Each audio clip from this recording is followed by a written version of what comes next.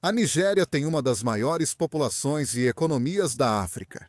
Isso, combinado com uma riqueza de recursos naturais, uma boa posição para o comércio global através do Atlântico e uma base econômica surpreendentemente diversificada, faz com que muitos economistas considerem o país incrivelmente empolgante, como um polo econômico em torno do qual o restante da região poderia crescer. Em 2011, economistas previram que a Nigéria teria o maior crescimento econômico mundial entre 2010 e 2050. Por um tempo, estavam certos, pois o país virou polo de recursos, serviços, comércio e financeiro, servindo de ponte entre a região e parceiros internacionais. Alguém deveria ter avisado sobre a capacidade dos economistas de prever o futuro, pois desde 2014, a Nigéria virou uma das economias que mais encolhem no mundo. As causas desse declínio são familiares, mas também muito específicas deste país. Corrupção e instabilidade são problemas claros, mas sua causa envolve temas como o investimento estrangeiro, desigualdades regionais e conflitos em outras regiões do mundo. Há ainda os problemas intangíveis que a Nigéria precisa enfrentar. Ao ouvir sobre a Nigéria, muitos pensam imediatamente em ofertas de investimento duvidosas de príncipes depostos. Agora, obviamente, isso já virou uma piada, mas esse tipo de coisa importa. Para atingir seu potencial, o país precisa de investimento internacional e cooperação. Se a primeira coisa que as pessoas pensam quando lembram de um país são golpistas, e a primeira coisa que leem são conflitos em andamento, isso não passa a imagem de um investimento seguro, e isso vale até para os investidores mais sofisticados. A má fama da Nigéria surgiu justamente por suas condições econômicas únicas. Então, a Nigéria ainda pode se tornar a economia que mais cresce no mundo? O que ela precisaria fazer para tornar isso possível? E o que os impede hoje? Depois disso, podemos incluir a Nigéria no ranking do Economics Explained. A Nigéria e a região onde ela está localizada ainda são impactadas de forma tangível por muitos aspectos de sua longa e frequentemente trágica história. Mais notavelmente, é claro, o tráfico atlântico de escravos, que, entre outras coisas, agravou rivalidades tribais que persistem até hoje. A economia atual surgiu nos anos 1950, quando começaram a lutar pela independência do Reino Unido, movimento comum em vários países na época. Em 1956, durante a descolonização, a Nigéria descobriu grandes reservas de petróleo, podendo se tornar o maior produtor da África. Quando a Nigéria conquistou a independência em 1960, parecia que poderia se tornar uma das nações mais ricas da África. Previsões romantizadas sugeriam que as diferenças seriam superadas diante da grande oportunidade, gerando manchetes quando o país parecia avançar, tendência que ressurge sempre que há sinais de estabilidade. No entanto, essa crença dominante no continente partia da ideia de um país unido e produtivo, o que estava longe da realidade. Eventualmente, conflitos religiosos e culturais logo confirmariam os maiores temores da Nigéria, transformando o país em uma coalizão frouxa, cada vez mais paranoica em relação às verdadeiras intenções uns dos outros. E o país, inicialmente, tentou se dividir em 4 regiões governantes. Norte e Sul frequentemente temiam que o outro buscasse ampliar sua influência. Em 1966, tudo isso culminou em uma série de conflitos sangrentos, nos quais a Nigéria acabaria se tornando um país operando sob uma única entidade federal. Essa homogeneidade forçada não duraria, pois havia pouco mantendo tudo unido. Como disse o ganhador do Nobel de Economia, Daron Acemoglu, em nosso vídeo sobre a pobreza africana, o colonialismo deixou apenas a casca de instituições inúteis para criar novas atividades econômicas. Em vez disso, elas eram simplesmente muito favoráveis para que um homem forte as assumisse e as usasse para extração. Na Nigéria, políticos enriquecem com recursos naturais, e fraudes eleitorais são comuns. O país enfrentou uma guerra civil brutal e seu 5º golpe de Estado em 40 anos, com destaque para a crescente dependência do petróleo, responsável por 87% das exportações e 77% da Receita Federal no fim dos anos 80. Muitos criminosos e quadrilhas aproveitavam tempos difíceis para aplicar golpes, explorando falhas na governança. Eles se reuniam com parceiros de negócios desavisados, levando sacos de notas sujas e prometendo parte do dinheiro em troca de ajuda para lavá-lo, num esquema chamado wash-wash. Eles usavam o Telex, serviço de mensagens por linhas privadas, para convencer europeus ocidentais a comprar petróleo bruto nigeriano com pagamento antecipado. A Nigéria era próspera e avançada o suficiente para ter acesso à infraestrutura bancária e de comunicações que tornava esses golpes possíveis, mas ainda tinha uma pobreza tão generalizada que para muitos essa era a única opção para sustentar a família. Atualmente, golpes de call center são frequentes em vários países do sul econômico devido à popularização das comunicações. Essa onda de golpes caixinhos dourados foi por muito tempo exclusiva da Nigéria, consolidando sua má reputação. Esse padrão de engano doméstico e estrangeiro, combinado com a má administração geral, se tornaria um grande problema de imagem, algo que só cresceu nas últimas décadas. Mas falaremos sobre isso depois. O que realmente torna a situação atual da Nigéria uma tragédia é a ascensão e queda notável que o país teve apenas nos últimos 20 anos. No início dos anos 2000, a Nigéria moderna aproveitava da infraestrutura colonial e crescia em média 7% ao ano. Exportações de petróleo e gás ainda eram a principal fonte de receita, mantendo a dependência do país. Mas setores domésticos seguiam estáveis e às vezes prósperos. Na época, o petróleo era só 14% do PIB do país. A produção agrícola crescia de forma constante, envolvendo cerca de 70% da força de trabalho nigeriana. O país também estava, teoricamente, se tornando uma potência no setor de manufatura. Após grandes perdas no início dos anos 90, a produção subiu rapidamente de 9,64 bilhões para 55 bilhões de dólares em 2014.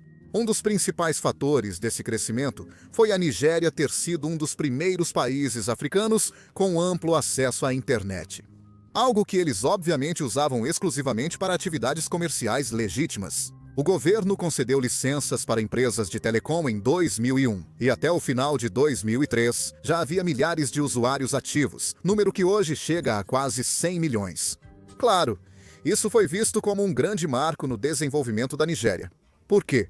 O acesso à pesquisa acadêmica, informações governamentais e comerciais, assim como outros detalhes anteriormente inacessíveis sobre o mundo ao redor, finalmente proporcionou ao público o potencial de interagir amplamente e tomar mais decisões baseadas em dados, pelo menos em teoria.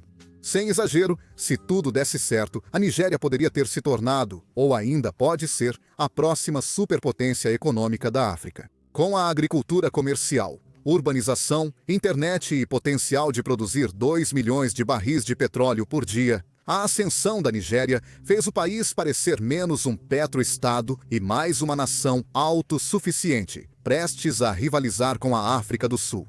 Isso não ocorreu ainda, pois, apesar das vantagens, o país não alcançou estabilidade contínua. Se as instituições são frágeis e mal administradas, realmente não importa o que pode ser cultivado na superfície, o que é encontrado no subsolo ou mesmo quantos têm acesso à informação online. Botsuana, país sem saída para o mar e com menos recursos naturais, alcançou baixos índices de corrupção e alta estabilidade, tornando-se quase 5 vezes mais produtivo do que a Nigéria, apesar desta ter mais recursos. Uma conquista possibilitada por padrões consistentes e confiáveis. Infelizmente, esse é exatamente o mesmo motivo pelo qual a história de sucesso da Nigéria, ao ser analisada mais de perto, nunca foi realmente alcançada. E porque os recursos, apesar de terem o potencial de catalisar o crescimento, infelizmente causam mais mal do que bem, dependendo das circunstâncias. Entre 2014 e 2016, a queda de 44% nos preços do petróleo surpreendeu significativamente a Nigéria. Agora, é claro que isso não seria um problema se as indústrias nigerianas correspondessem às expectativas, se tivessem superado a maldição do petróleo. Mas, dando um spoiler, elas não conseguiram. Essa queda revelou as indústrias nigerianas dependentes de um setor petrolífero forte. Embora a agricultura fosse vista como um setor em crescimento, os rendimentos eram consideravelmente menores do que o esperado, já que a agricultura de precisão e os fertilizantes ainda são, em geral, inacessíveis para a maioria dos agricultores. Além disso, a única causa encontrada para o aumento da produtividade agrícola foi o crescimento da população da Nigéria, que levou a um aumento da mão de obra e, consequentemente, do cultivo. Para piorar, a produtividade individual ainda continua extremamente baixa. Essa tendência cresce nos centros urbanos e contraria a visão tradicional da industrialização. Em economias como a da Nigéria e outras subdesenvolvidas, a manufatura pode ser bastante parasitária. O país tem pouca supervisão regulatória e muitos donos e gestores recebem bem mais que o trabalhador médio, especialmente em comparação aos vizinhos. Na verdade, durante os últimos 3 anos de crescimento sem precedentes, isso logo se mostraria uma distração total dos verdadeiros problemas. Milhões de nigerianos, mais de 25% da população, não recebiam salários baixos. Na verdade, eles estavam desempregados, vivendo em completa pobreza. Agora, em muitas economias subdesenvolvidas, pessoas que estão desempregadas ou completamente fora da força de trabalho podem, ao menos, contar com a agricultura de subsistência informal para suprir suas necessidades básicas. Mas, como o país se urbanizou rapidamente, essa não era uma opção para muitas pessoas nos centros urbanos que não tinham acesso à terra para cultivar. Tudo isso é para dizer que, embora a Nigéria estivesse prosperando no quesito PIB por um bom tempo, isso não, como muitas vezes acontece, representava de fato a vida do cidadão comum. E quando até mesmo os principais indicadores econômicos começaram a falhar, nada protegeu o governo ou seus conflitos em andamento de um escrutínio extremo. Um exame que mostraria apenas o que a maioria dos nigerianos já conhece: a desigualdade. Apesar das melhorias iniciais no transporte entre os nigerianos, a disparidade regional permaneceu. O norte é um deserto árido e sem recursos, enquanto o sul tem terras férteis e muito petróleo. Agora, na maioria das economias, isso normalmente apenas incentiva as pessoas a se mudarem do norte para áreas com mais oportunidades. O país foi criado de forma apressada pelos britânicos, sem considerar as regiões tribais. Então, há muitos grupos que não querem deixar sua terra natal, mesmo que não estejam deixando o país. Para piorar, a pobreza generalizada nas regiões do norte as tornou o principal alvo de grupos terroristas, como o Boko Haram, que causam estragos e provocam ainda mais danos à indústria já debilitada dessas áreas. O que, é claro, gera violência e caos contínuos no país e faz com que muitas pessoas fujam. As crises de desemprego mencionadas também sufocaram a luta contínua para suprimi-los, porque muitos dos jovens do norte são recrutados à força, com alguns se juntando voluntariamente por quase não terem chance de encontrar um emprego estável em outro lugar.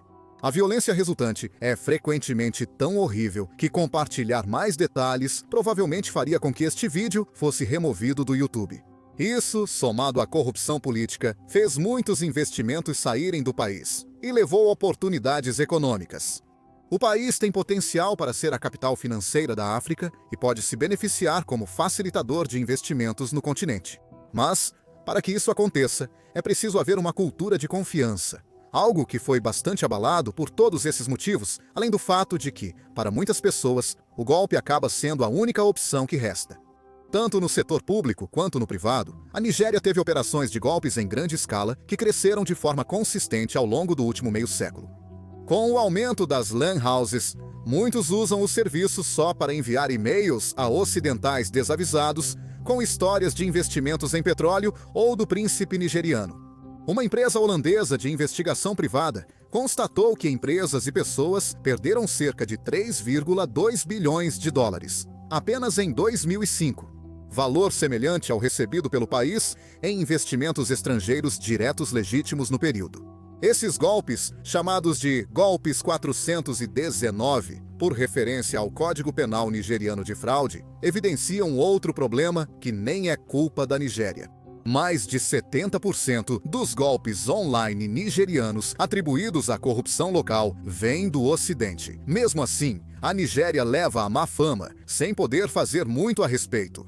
Além disso, embora o acesso à internet tenha sido apresentado como uma forma de todos os nigerianos poderem buscar negócios e educação de maneira ética, as comunidades rurais e áreas urbanas subdesenvolvidas enfrentaram dificuldades com a velocidade e o acesso em geral, o que gerou um novo nível de disparidade chamado de divisão digital, ampliando ainda mais a diferença nas taxas de alfabetização entre os jovens.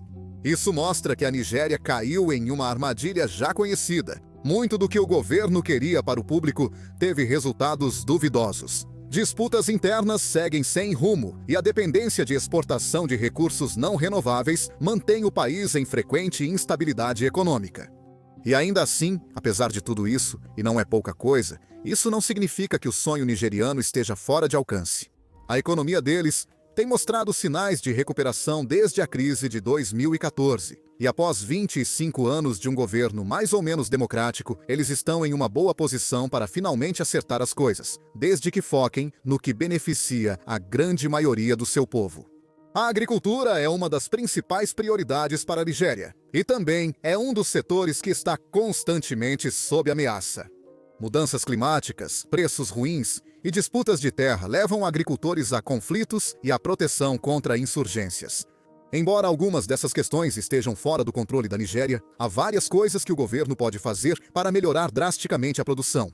Menos de 1% das terras é irrigada, e fertilizantes ainda são pouco usados. Mas isso só melhora com investimento em treinamento e infraestrutura.